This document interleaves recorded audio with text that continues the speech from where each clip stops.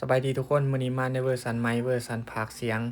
เพราะว่าคลิปนี้มันเป็นคลิปสั้นอีกอย่างเราก็อยากให้ทุกคนเห็นในได้ๆมุมในได้ๆบอนที่เราสิไปมื้อนี้ก็สิไปตลาดแล้วก็พาหมู่ไปคลินิกคือเก่านะทุกคนหมู่เขาเจ้าบ่สบายนะเขาเจ็บคอก็เลยสิพากันไปคลินิกไปเบิ่งนำกันว่าอยู่ในเมืองมันสิเป็นจั่งใดแล้วก็สิถ่ายบรรยากาศแคมทางแล้วก็ต้นไม้กำลังเปลี่ยนสีแถวในเมืองให้เบิ่งงามๆเลยทุกคนหลังจากท่ารถอยู่ประมาณ5นาทีรถก็มาเราก็พากันไปเลยตัดภาพมาอีกเทื่อนึงฮอดในเมืองเลยทุกคน เบิ่งผลต้นใหม่เป็นสีเหลืองสีแดงก็งามคักดีบรรยากาศก็ดีอุณหภูมิตอนนี้ประมาณ8-9องศาทุกคนหลังจากลงรถมาย่างประมาณ5นาทีก็ฮอดคลินิกบอนสิพาหมู่มากวดเขาเจ้าเจ็บคอนี่แหละก็เป็นหมู่ที่มานำกันกวดก็ใช้เวลาบ่โดนดอกทุกคนประมาณ10ไป20นาทีนี่แหละแป๊บเดียวเขาเฮ็ดตอนเข้าไปในคลินิกอยู่สันซีเฮาก็บ่ได้ถ่ายเบิ่งหลังจากกวดแล้วก็พากันมาย่างกลับไปหาบอนขึ้นรถอีกคือเก่ามีฮอดไฟแรงนำข้างทาง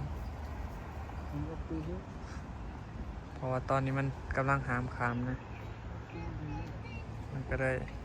มีไฟแรงขึ้นมาในนี้เพื่อคนแนมเห็นบ่ไกลก็เบิ่งไกลๆนี่ไฟเขียวเลยไปสำหรับข่อยมักสุดก็แม่นยามใบไม้เปลี่ยนสีทุกคนแต่ก็ยามใบไม้กำลังสิปลงนะยามดอกซากุระบานเพราะว่าช่วงนั้นอากาศดีประมาณ8-9องศา10องศาหรือ10ปลายองศาเลยยามสวยๆนี่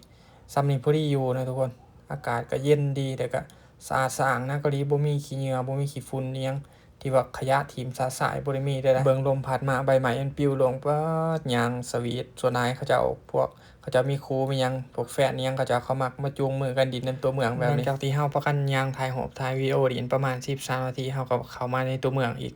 มาเบิ่งเคสโทรศัพท์หมู่สิมาติดฟิล์มโทรศัพท์นี่เป็นบรรยากาศแถวในตัวเมืองแถวบอนเฮาไปตลาดในกึมซนนะทุกคนแล้วนี่ก็เป็นร้านขายเครื่องขายของหลายตัวนี้ก็เป็นร้านขายโทรศัพท์ของเอเชียนะมีถุงลาวถุงไทยอิหยังนำอีกน่าสิมีคนต่างชาติประจำอยู่นะเกาหลีก็มีคนขี่เดากันนะทุกคนนี่คนขี่เดากำลังจูงรถมาเมื่อกี้นะจูงไปจูงมาหล่มไปสุดทางเขาจนบ่ทนย่อขึ้นนะว่าหันก็ไปจอดรถอยู่หันนี่แหละบอนนี้ก็เป็นบอนที่เฮาท่ารถได้เทื่อนะทุกคนท่ารถเบอร์061ยังอีกประมาณ12-13นาทีสิมาสำหรับการคมนาคมอยู่เกาหลีดีนะทุกคนสะดวกสบายสมมุติว่าเฮาบ่มีรถแต่การไปการมานี่มันก็สะดวกสบายนะทุกคนบางบอนนี่มาทุกๆ10นาทีทุกๆ20นาทีบางบอนนี่ช้าสุดก็บ่เกิน1ชั่วโมงแล้วก็มาค่ารถสายทางแบบนี้ก็บ่แพงนะทุกคนบ่แพงคือแท็กซี่คนเกาหลีส่วนหลายเขาเจ้าก็ขี่หลายนะไปรถมาแล้วบัดนี้ออกเดินทางกลับห้อง กำห้องก็ไลเต็มมือไผเต็มมือมันหนักเติบไรไผก็ได้หิวอีโลนต้นเต้นพุระ4-5โลมากไหมนะส่วนหลายเพราะช่วงนี้มากไหมถึก